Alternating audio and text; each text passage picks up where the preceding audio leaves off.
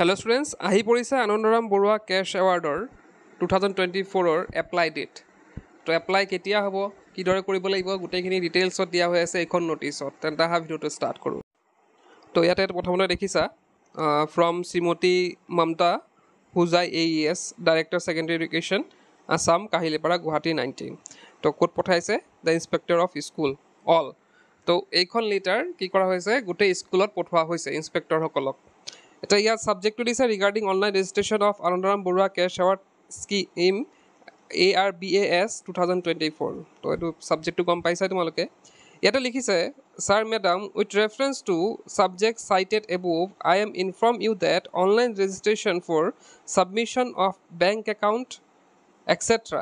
The beneficiaries for implementation of Anandaram Barua Cash Award Scheme 2024 under Director of Secondary Education is live open from 15/7/2024. তো ইয়াতে কৈছে যে ওপৰটো আমাৰ সাবজেক্টটো দিয়া হৈছে কিহৰ বিষয়ে। তো ইয়াতে দিছে যে মানে অনলাইন এপ্লাই প্ৰচেছটো য'ত তোমালোকৰ বেংক একাউণ্ট লাগিব আৰু তোমালোকৰ এডমিট দিব লাগিব। তো সেইখিনি তোমালোকে অনলাইন গ'লে তাত গম পাবা। তো ইয়াতে দিছে যে এইটো ইমপ্লিমেণ্ট হ'বলৈ গৈ আছে এইটো মানে অনলাইন প্ৰচেছটো আৰম্ভ হ'বলৈ গৈ আছে আৰু অনলাইন প্ৰচেছৰ ডেটটো কিমান দিছে 15 মানে আজি। মই ভিডিঅ'টো যেতিয়া মানে পাব্লিছ কৰিম আজি, তো 15ৰ কথা কৈছে, মানে আজিৰ কথা কৈছে। আজিৰ পৰা এইটো ষ্টাৰ্ট হৈ গৈছে। Onwards through Bidyarthi app as well as web platform bidyarthi.co.in। তো ইয়াতে ৱেবছাইট দিয়া হৈছে, তোমালোকে বিদ্যাৰ্থী এপটো ডাউনলোড কৰি ল'ব পাৰা বা তোমালোকে ডাইৰেক্ট যদি গুগলত চাৰ্চ কৰা তো bidyarthi.co.in গৈ পেলাই তোমালোকে কৰিব পাৰা বা আৰু এটা ৱেবছাইট দিয়া হৈছে madhyamik.assam.gov.in। তো ইয়াত গৈ পেলাই তোমালোকে অনলাইন এপ্লাই কৰিব পাৰা। You are therefore requested to inform all the concerned head of the institutions student under your jurisdiction to visit Bidyarthi app or web platform and to submit correct bank account detail of the awardees।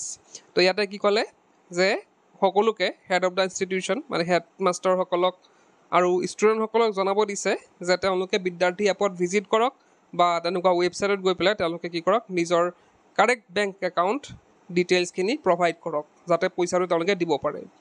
Along with আদাৰ required details. আৰু bank ডিটেইলছৰ লগতে আমি কি দিব লাগিব, বেলেগ বেলেগ ডিটেইলছো দিব লাগিব।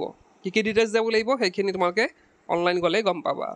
The bank account must be in the name of the এৱাৰ্ডি।